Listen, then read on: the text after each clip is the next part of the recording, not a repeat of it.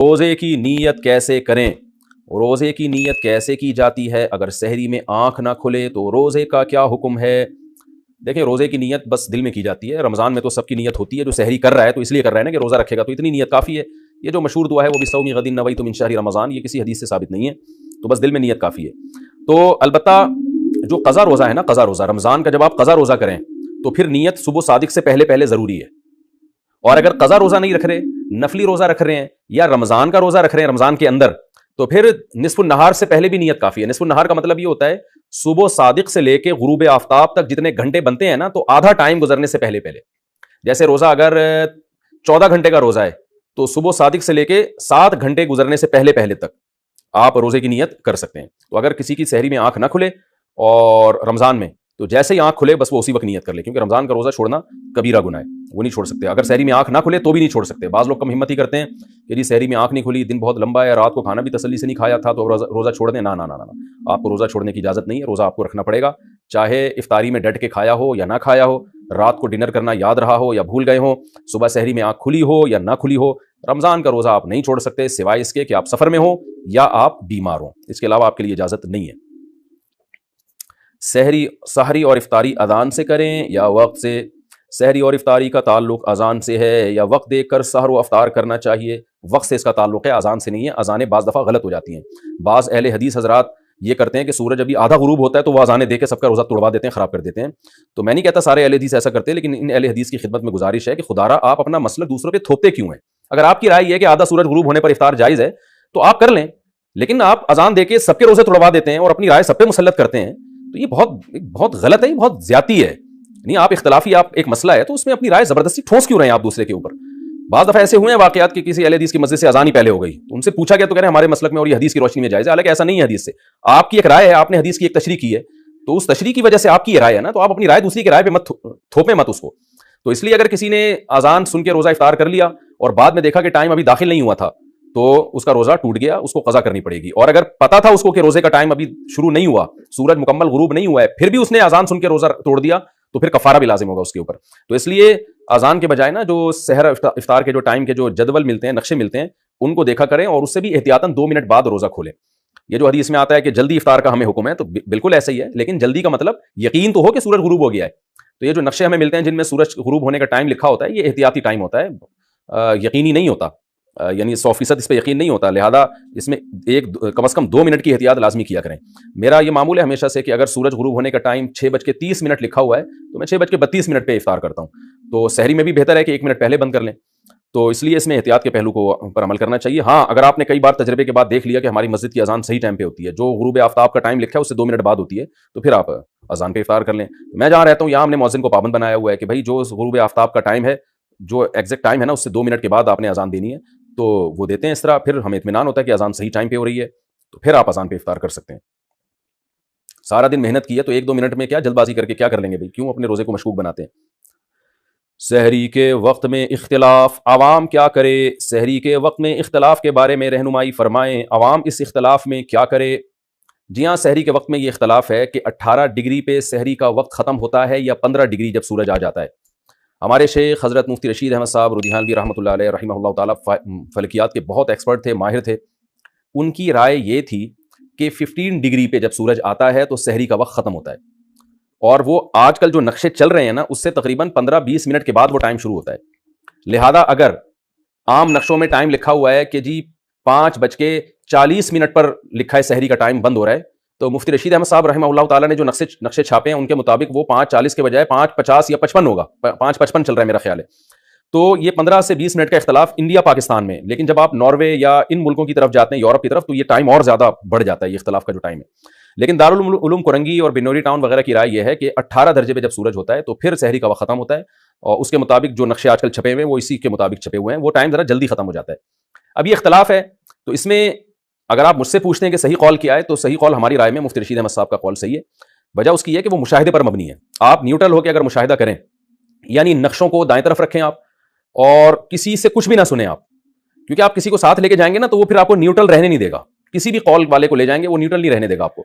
आपने बिल्कुल न्यूट्रल होकर आप चले जाएं किसी ऐसे गांव देहात में जहां मतला साफ हो, और आप देखें सुबह सादिक का टाइम खुद देखें। किसी बूढ़े को ले जाएं जो सुबह सादिक देख के बताता हो कि सुबह सादिक कब हो रही है और सुबह काजिब कब हो रही है, उसको ये इन इख्तलाफात का ना पता हो, बिल्कुल न्यूट्रल आदमी को आप लेके जाएं तो, और वो मशरिक की तरफ देखे तो एक रोशनी पहले जो है वो ऐसे लंबी उमूद में आएगी, ये सुबह काजिब कहलाती है, झूठी सुबह। और फिर एक रोशनी ऐसे उमूद में फैलना शुरू होगी, जिसके बाद फिर रोशनी ही रोशनी फैलती चली जाती है, यह है सुबह सादिक। तो इस पर पूरी उम्मत का इजमा है कि पहले सुबह काजिब होती है, फिर सुबह सादिक होती है। तो जब आप अपनी आंखों से देखेंगे बिल्कुल न्यूट्रल होके, तो फिर आप देखें सुबह सादिक का टाइम कब हो रहा है, तो जो टाइम है उसको नोट कर लें, तो वो मुफ्ती रशीद अहमद साहब के नक्शे के मुताबिक होगा। ये मैंने उन लोगों से पूछा है जो बिल्कुल न्यूट्रल है, जो गांव देहातों में इख्तलाफ जानते ही नहीं है। तो आप कहीं भी दुनिया में जाएंगे ना, तो इस तरह से आपको पता चल जाएगा। लेकिन बहरहाल इख्तलाफ होता है, दूसरी तरफ भी उलमा है, तो उनकी एक राय है। तो जिस आदमी में तहकीक की सलाहियत हो, इस मसले में तहकीक कर सकता हो, और तहकीक ऐसे ही करेगा कि वो नक्शों को एक तरफ रखे, जाके मुशाहिदा करे, तो वो तो मुशाहिदे पर अमल करे अपने।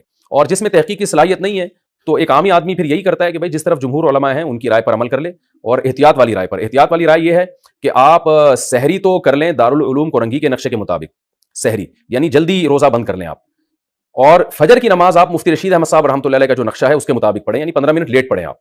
तो इसमें आपकी फजर की नमाज भी बिल इत्तिफाक सही हो जाएगी सब उलमा के नजदीक, और रोजा भी आपका सब उलमा के नजदीक ठीक हो जाएगा। तो ये एहतियात वाली राय पर आवाम अमल करे, आवाम को हम यही मशवरा देते हैं। बाकी मेरा अपना मामूल और जो मुफ्ती रशीद अहमद साहब का मामूल था, और जामिअत रशीद के बहुत से जो माहिर फल्कियात हैं उनका मामूल यही है कि वो रमजान का रोजा भी मुफ्ती रशीद अहमद साहब रहमतुल्लाह अलैह के नक्शे के मुताबिक रखते हैं, क्योंकि उस राय पर उनको 100% इत्मीनान है। लेकिन बहरहाल इख्तलाफी मसलों में इंसान अपनी राय मुसल्लत नहीं कर सकता, और खासतौर पर आवाम में। तो मेरा ये मामूल घर के अंदर तो है, लेकिन मैं पब्लिक प्लेसेस में मुफ्ती रशीद अहमद साहब की राय पर अमल नहीं करता। पब्लिक प्लेसेस में कहीं बैठे हों या कहीं रिश्तेदार आए हों, मेहमान हो, तो फिर जिस टाइम पे सब सहरी बंद कर रहे हैं हम भी उसी टाइम पे बंद करते हैं, ताकि खामखा में कोई झगड़ा ना हो, कोई लोगों को इश्कालात ना हो। ऐसा ना हो कि मैं देर तक खा रहा हूं तो लोग पूछें मुफ्ती साहब सहरी का वक्त खत्म हो गया, अभी आप 15 मिनट बाद किस खुशी में खा रहे हो, उनको कौन समझाएगा। तो एक लोगों में एक कन्फ्यूजन पैदा होती है, इख्तलाफ पैदा होता है, झगड़े पैदा होते हैं। ऐसा काम नहीं करना चाहिए जिससे लोगों में एक इख्तलाफ पैदा हो। तो उस वक्त हम अपनी राय छोड़ देते हैं, हम कहते हैं कोई बात नहीं, कुछ देर तक खाना फर्ज तो है नहीं।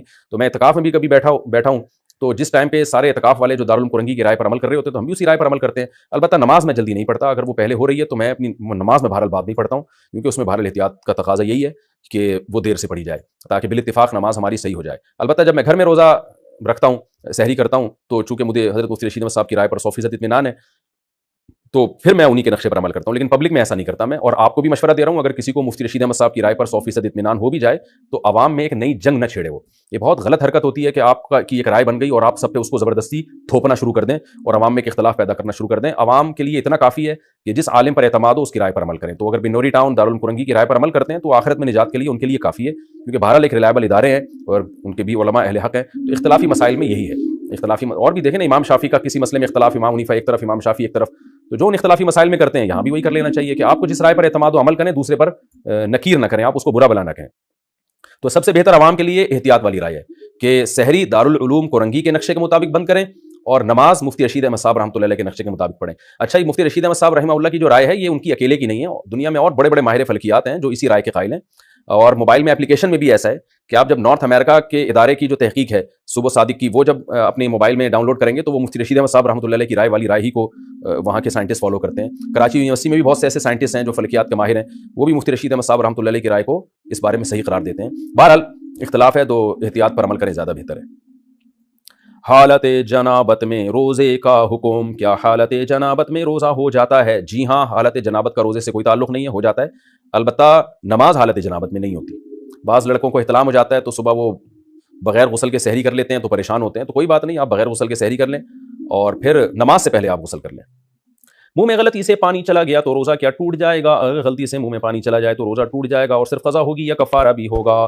एक होता है भूले से पानी पी लेना, तो भूले से पानी पीने से तो रोज़ा भी नहीं टूटता, कफ़ारा भी नहीं होता। एक है गलती से पानी चला जाना, यानी आपको रोज़ा याद था और आपने मुंह में कुल्ली की और गलती से मुंह में चला गया, वो रोक ही नहीं सके पानी, तो फिर रोज़ा टूट जाएगा आपका। ऐसी कोई हदीस हमारे पास नहीं है जिसमें आता है कि गलती से पानी पीने से भी रोज़ा नहीं टूटता। भूले से है, गलती का नहीं है। तो गलती से चला गया तो ये चूंकि आपकी गफलत है लिहाजा रोज़ा टूट जाएगा, लेकिन कफ़ारा नहीं होगा क्योंकि जानकर आपने नहीं किया, सिर्फ क़ज़ा होगी। रोज़ा नहीं रखा तो सिर्फ क़ज़ा और कफ़ारे का हुक्म। अगर कोई शख्स जानबूझकर रोज़ा ना रखे तो बाद में क़ज़ा करेगा या कफ़ारा भी देगा? अगर रोज़ा रखा ही नहीं है तो फिर सिर्फ क़ज़ा करेगा, कफ़ारा नहीं देगा, और बहुत बड़ा कबीरा गुनाह भी होगा, मुर्तकिब होगा गुनाह का। और अगर तोड़ दिया तो फिर कफ़ारा भी है 60 रोज़ों का। रोज़ा तोड़ने का क्या वबाल है? जानबूझकर रोज़ा तोड़ने का रिवाज बढ़ता जा रहा है, इस बारे में कुछ इरशाद फरमा दें। बहुत बड़ा जुर्म है रमज़ान का रोज़ा छोड़ना भी और तोड़ना भी।